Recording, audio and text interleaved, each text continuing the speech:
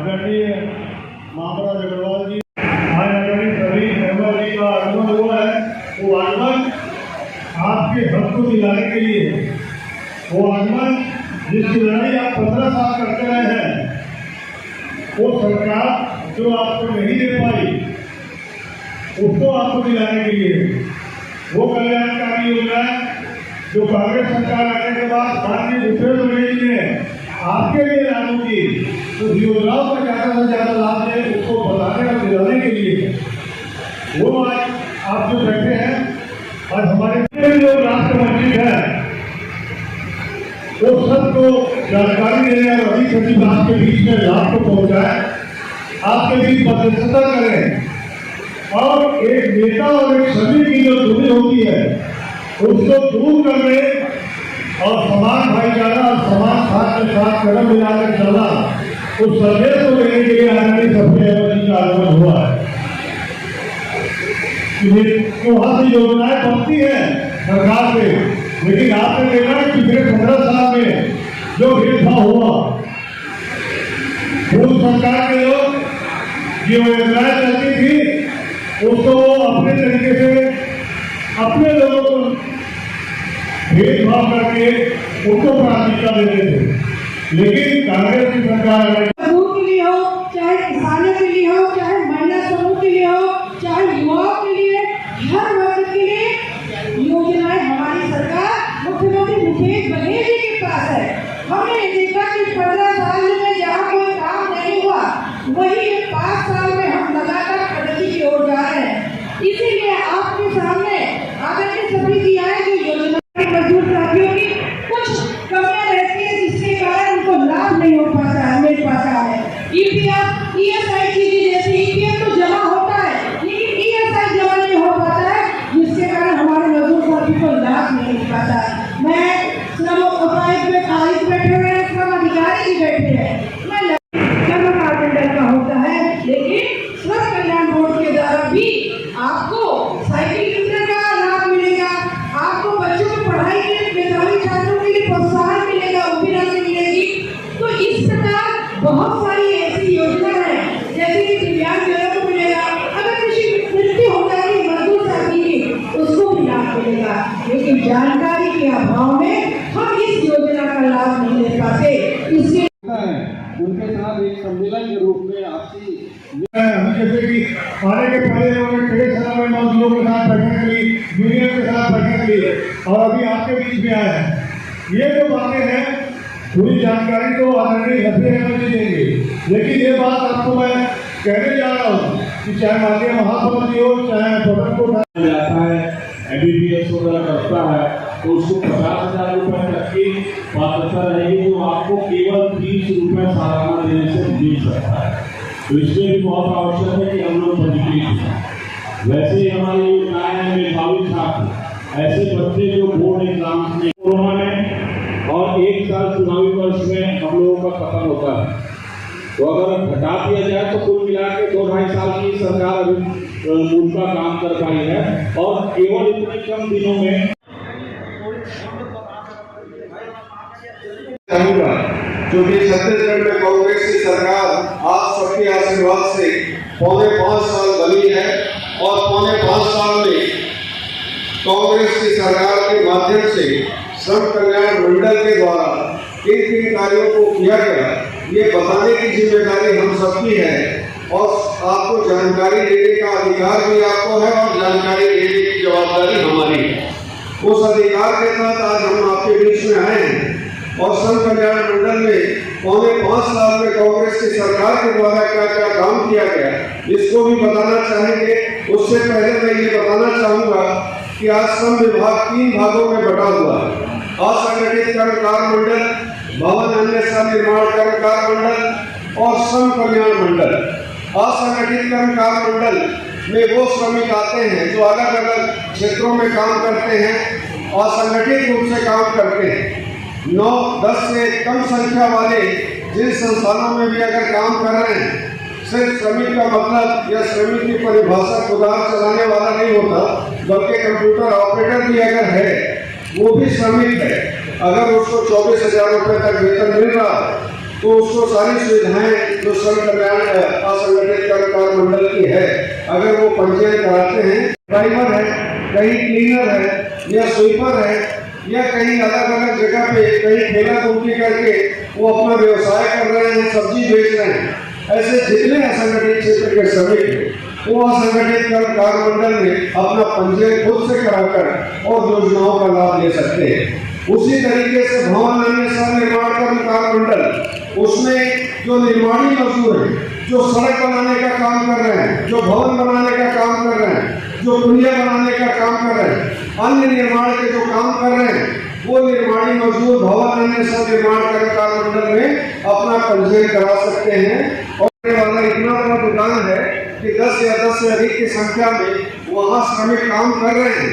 तो वो श्रम कल्याण मंडल के दायरे में आएंगे और श्रम कल्याण मंडल के जितने भी श्रमिक हैं उनको डायरेक्ट पंजीयन नहीं कराना है, खुद से पंजीयन नहीं कराना है, बल्कि अगर नर्सिंग होम मेरा है, हॉस्पिटल मेरा है, तो मेरे को अपने यहाँ के जितने स्टाफ हैं उनका पंजीयन मेरे को कराना पड़ेगा और मैं नियोजक के रूप में श्रम कल्याण मंडल में उनका पंजीयन कराऊंगा। अब आप लोगों की जिम्मेदारी है कि आज इतने संख्या में यहाँ ले पाएंगे।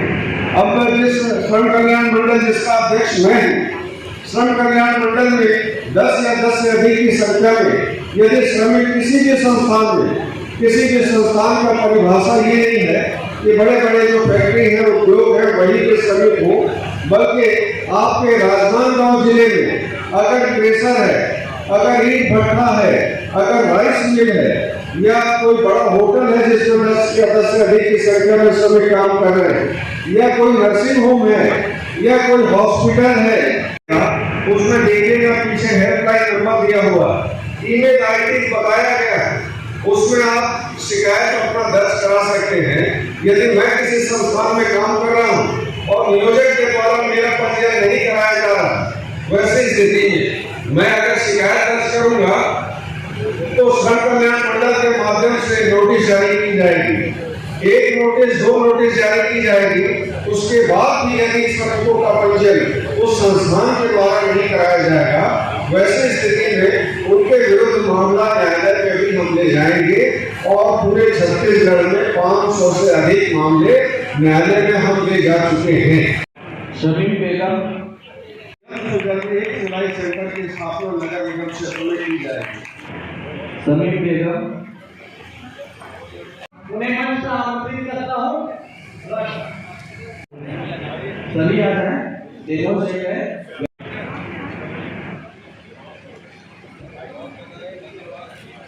की आशंका व्यक्त किया है कि भाई इतने 82-88 जो भी है आंकड़ा, उसमें ये कहा कि ये आशंका व्यक्त की जा रही है कि भाई जैसे इसमें गड़बड़ी की आशंका है, इसलिए हम उसके पुनः जांच करा रहे हैं। अनिवार्य रूप से पंजीयन करवाए, आपके लिए समाज क्या उद्योगपति समाज से बाहर के, वो भी समाज का एक हिस्सा है। और दूसरी बात यह है कि जहाँ पे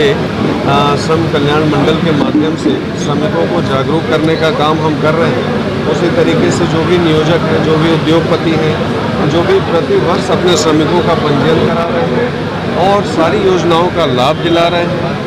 न्यूनतम वेजेस का पालन कर रहे हैं, ऐसे नियोजकों का हम लगातार सम्मान भी कर रहे हैं। रही बात जैसे आज राजनांदगांव जिले में जो हमारा प्रमुख उद्देश्य है, पूरे प्रदेश में श्रमिकों को जागरूक करने का हम कार्यक्रम चला रहे हैं। हर जिले में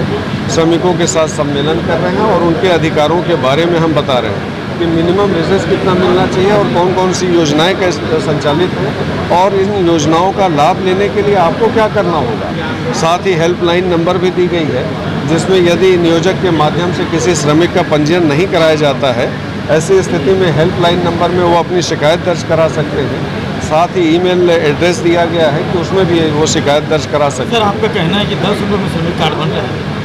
यहाँ 2-2 हज़ार रुपये लिया जा रहा है, और जो GST धारक है उसका भी श्रमिक कार्ड बन रहा है, क्या करें? मैं तो हम 10 रुपया लेने की बात किया ही नहीं कि 10 रुपया शुल्क है, बिल्कुल नहीं है। वो आपकी जानकारी में जहाँ से भी बात आई है, 10 रुपया शुल्क लिया जाता है असंगठित कर्मकार मंडल में जिनका पंजीयन होता है, वैसे श्रमिकों से। मैं श्रम कल्याण मंडल का अध्यक्ष हूँ, श्रम कल्याण मंडल का अध्यक्ष हूँ और मंडल में नियोजक के माध्यम से श्रमिकों का पंजीयन कराया जाता है,